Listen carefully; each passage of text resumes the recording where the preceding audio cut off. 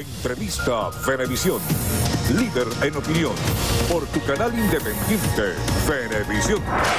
Muchísimas gracias por acompañarnos en Entrevista Venevisión. Ya estamos listos para iniciar nuestra conversación con la invitada del día de hoy. Ella es Laidy Gómez, gobernadora del estado Táchira. Gracias por acompañarnos.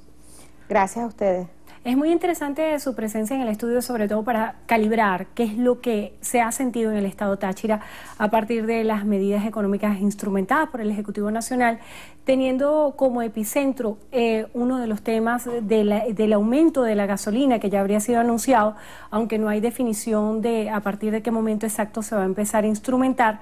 Pero quisiéramos conocer la realidad de lo que está sucediendo en Táchira hoy.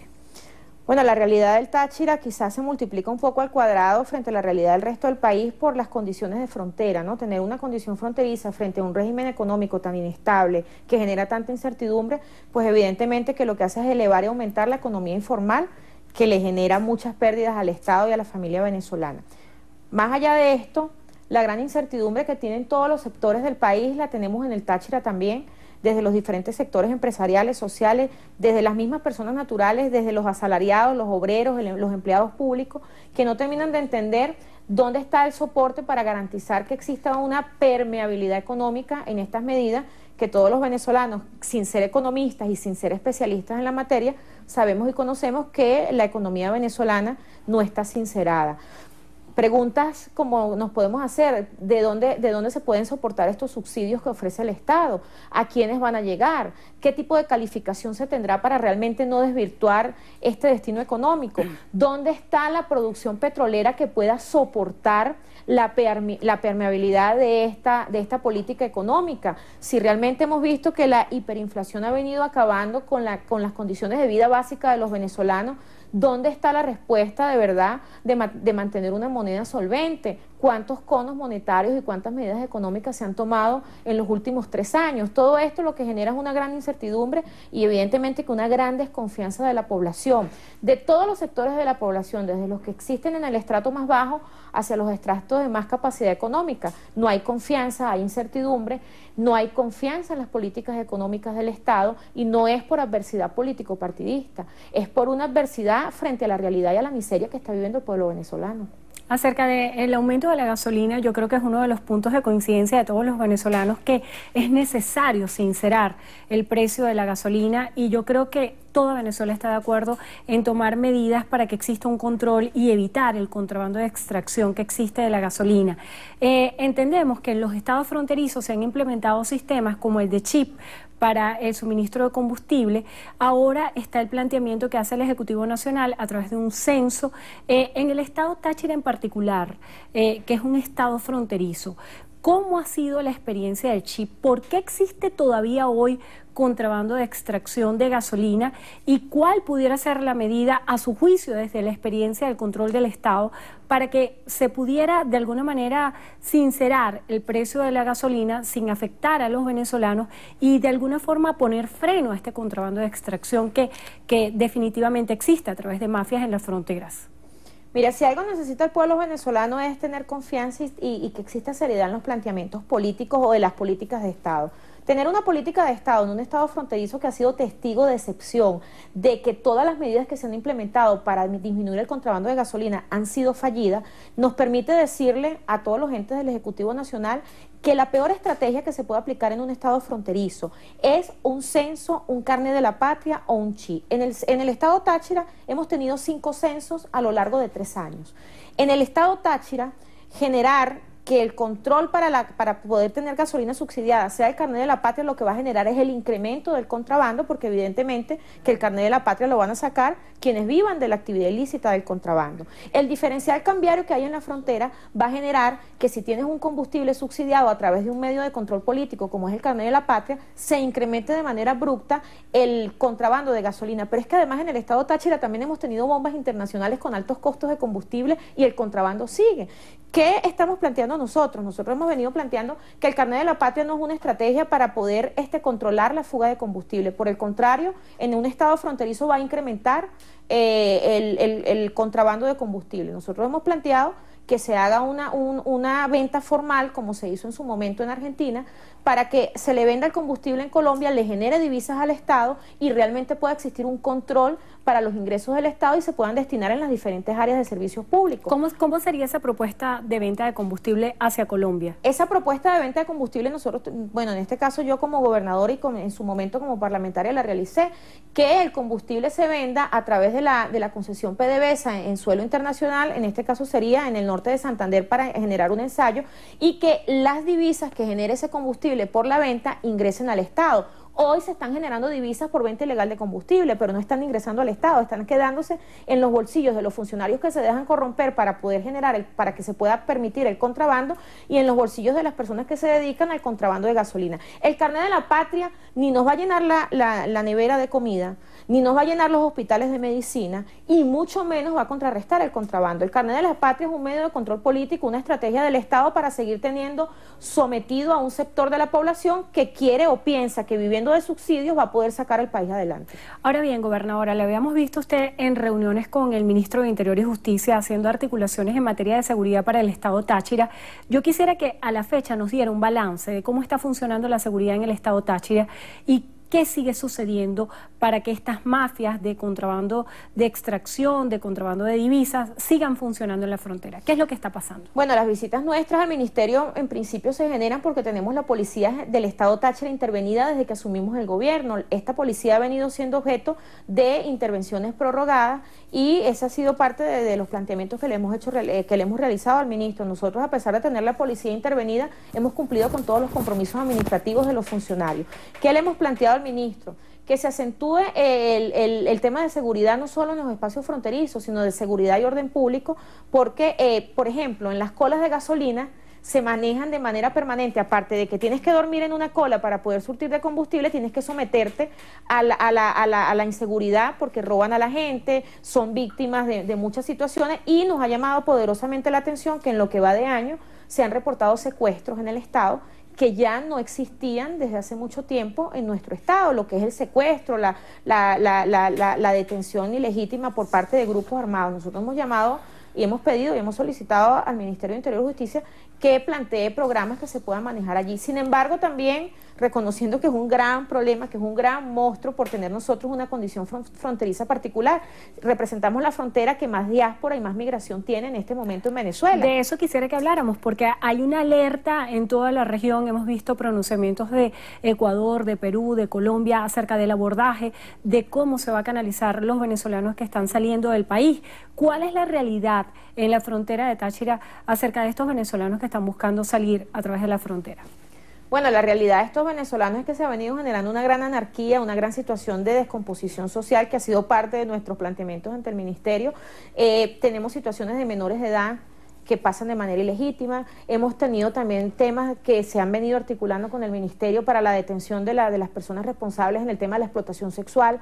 Tenemos muchísima anarquía en lo que son las líneas, los peatones fronterizos, presencia de irregulares que vienen perturbando lo que es el día a día de los comerciantes, el día a día de los habitantes de los municipios fronterizos, y algo muy importante en materia de salud, a ver si el señor ministro termina de escuchar y por lo menos le lanzamos una señal de humo, visto que ya no me quiere atender y ya no tengo ninguna posibilidad de comunicarme con él. Usted ayer tenemos decía... condiciones tenemos enfermedades endémicas y tenemos epidemias en el Estado, en los espacios fronterizos, porque no hemos podido articular nosotros una política de salubridad pública con el Ministerio de Salud que nos permita atender la gran diáspora de venezolanos que del interior del país utilizan el puente de San Antonio. ¿Qué epidemias en concreto hay en la frontera? Y esto lo quisiera unir a una denuncia que usted formulaba recientemente de más de 220 pacientes de unidades de cuidados intensivos que corren peligro sus vidas por no tener la atención adecuada. Bueno, primero tenemos una insuficiencia tremenda de medicinas hospitalarias en los principales centros de salud del Estado. También tenemos epidemias como la hepatitis A por problemas del agua y de contaminación y salubridad pública en los espacios fronterizos. En el municipio García de Evia tenemos una epidemia de malaria y lo más grave es que no tenemos los tratamientos asignados por el Ministerio en el tema de la malaria. Y hemos venido también reportando casos de difteria que se están presentando, sobre todo en los estados fronterizos. ¿Qué le pedimos nosotros al ministerio? Nosotros, pues, es evidente que no tenemos las mismas ideologías partidistas para concertar acciones, pero para concertar políticas públicas le hemos manifestado la disposición. Le he dicho al señor ministro que no importa que él piense distinto a mí, que lo que importa es que nos pongamos de acuerdo para atender las realidades de la población, y lamentablemente el ministro no ha querido atender las realidades que en materia de salud vive el Táchira, y que estoy segura que las vive todo el resto de Venezuela, porque la problemática de la salud no es solo en el estado Táchira, es en toda Venezuela. Y también que se le dé una respuesta a lo que es el tema de los sueldos y salarios de nuestros médicos, de nuestras enfermeras, porque la migración de enfermeras nos está generando también prácticamente el cierre técnico de muchos servicios asistenciales. Acerca del paro convocado el día de ayer por algunos sectores de la oposición venezolana, ¿cuál pudiera ser el balance a la fecha? Bueno, el paro convocado ayer, más que convocado por algunos sectores de la oposición venezolana o por algunos que creen que tienen el liderazgo innato de generar el movimiento de un país completo, es un paro que se genera desde el día viernes en la noche, cuando el presidente dicta las medidas. Desde el mismo momento que el presidente dicta las medidas económicas, el país se paraliza, el comercio, la empresa privada se paraliza, la incertidumbre del ciudadano de a pie, el transporte público se paraliza, porque no existía una claridad. Además, que todavía no existía una gaceta donde se especificara realmente cuál iba a ser el régimen que iba a regular la nueva condición económica. Yo particularmente, aunque mi conducta política a veces es muy polémica por sectores sesgados y radicales, yo no creo ni en omnipotentes ni en omnipotentas, ni en cifrinos ni en cifrinas que hagan política desde el control de un televisor o desde el teclado de un Twitter. Yo creo en los políticos que de verdad están del lado de las realidades, de las necesidades de todos los sectores, y que lo que hacen es transmitirla. El paro, más que convocado por algunos sectores de la oposición venezolana, fue un paro generado por el gobierno nacional, que generó una gran incertidumbre, y que todavía hasta ahora tenemos al ciudadano de a pie y al gran empresario viendo cómo va a ser para asumir esta nueva condición económica, que no tiene soporte ni solvencia, ni en divisas, ni en producción petrolera, y ahora peor aún, en unas subastas que se vienen anunciando en el tema económico, y no sabemos a quién se las van a dar, cómo las van a regular, o será que serán las mismas subastas de los amigos enchufados del gobierno, como siempre se ha manejado.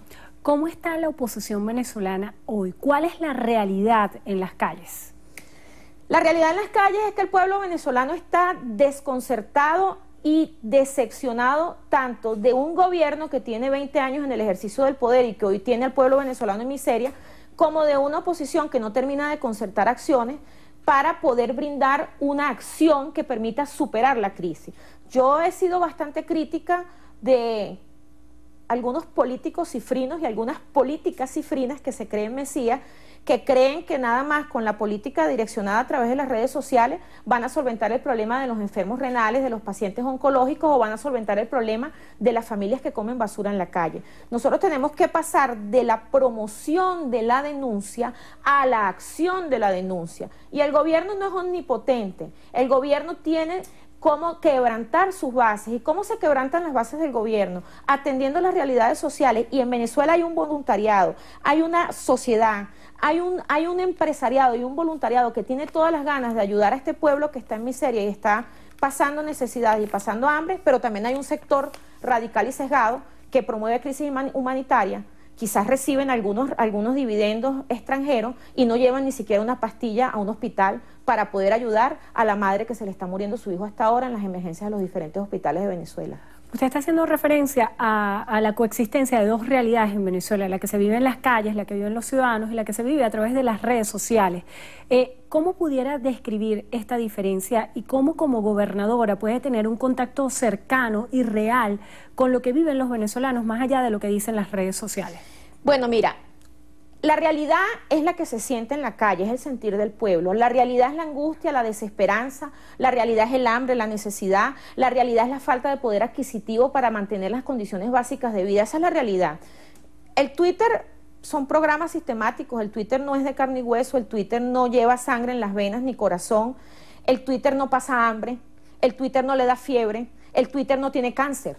La realidad venezolana es el cáncer, son los pacientes con diálisis, son los niños que se desmayan en las escuelas por falta de alimentación. La realidad venezolana es un pueblo que espera esperanza, que espera quien le diga de qué manera vamos a avanzar y a salir de esta crisis, y lamentablemente hay un sector que afortunadamente no es la mayoría, que sigue oxigenando al gobierno con políticas sesgadas y radicales para alimentar las políticas gubernamentales. Yo creo que ese sector radical y sesgado le viene haciendo un grueso favor al gobierno, porque el gobierno no tiene soporte social para mantenerse en el poder, pero las fallas o las acciones desacertadas de estos sectores radicales vienen oxigenando de manera contundente al gobierno, porque tú no puedes pretender agarrar y de un soplón acabar con todo. Tú tienes que empezar a ir a generarle confianza a un pueblo que está muerto de hambre y que hoy no confía en el gobierno, pero también ha venido perdiendo cierta credibilidad en sectores opositores que no ofrecen soluciones y que lo que andan buscando son intereses individuales y preventas personales. ¿Cómo generar confianza? ¿Dónde puede radicar la esperanza de los venezolanos hoy? Estando del lado de donde está la necesidad. A veces pareciera que suena, a mí se me critica mucho que las políticas de mi gobierno, de las políticas públicas de mi estado son políticas populistas. Realmente no tenemos complejo, porque hay que ir a ver la realidad para entender que no son políticas populistas. Tienes que ir a ver dónde están las realidades de los sectores más desprotegidos, de los sectores más vulnerados, y que en esos sectores hay carne, hay hueso, hay vida, corazón, y hay algo importante que no han terminado de entender algunos sectores. Hay votos que no los puede vulnerar ninguna voluntad del poderío ejecutivo. El pueblo venezolano hoy tiene una gran incertidumbre, no solo por las realidades económicas de un gobierno irresponsable que lanza unas medidas económicas y no tiene soporte para mantenerlas y para detener la hiperinflación. El pueblo venezolano tiene una gran incertidumbre porque no termina de confiar en cuál es la propuesta real de la mayoría que queremos cambiar este país y cuál es esa propuesta para superar la crisis. Yo de verdad soy un poco frontal cuando doy mis opiniones, porque es que hay muchos que hoy quieren cambiar al país y no terminan de interpretar y de entender y de traducir cuál es el sentir de un pueblo que está muerto de hambre, cuál es el sentir de un pueblo que se está muriendo. Yo respeto la manera de hacer política de cada sector, pero no puedo compartir que nosotros pretendamos cambiar a Venezuela esperando que venga un Mesías de afuera. La iglesia hace algunos días, en unas peregrinaciones que tuvimos en el estado Táchira, fue muy real y muy sensata al decir que el único Mesías que tiene el pueblo venezolano se llama Venezuela. Nosotros no podemos esperar o pretender que venga alguien de afuera a dolerle más a este país que a nosotros que estamos viviendo la crisis. Yo respeto a quienes se han ido del país y sus razones tendrán, y razones muchas veces fundamentadas en condiciones personales y familiares, pero tampoco podemos permitir que existan políticos que están fuera del país, que quieran arreglar este país nada más denigrando o descalificando a quienes estamos aquí, dando la cara para que exista una esperanza, para que exista un pueblo que vuelva a confiar en dirigentes y en líderes y en propuestas, no en Mesías. Muchísimas gracias por estar con nosotros hoy en Entrevista a Venevisión. Lady Gómez, gobernadora del estado Táchira. Gracias por acompañarnos. Y gracias a ustedes también por habernos acompañado. Que tengan todos muy buenas tardes.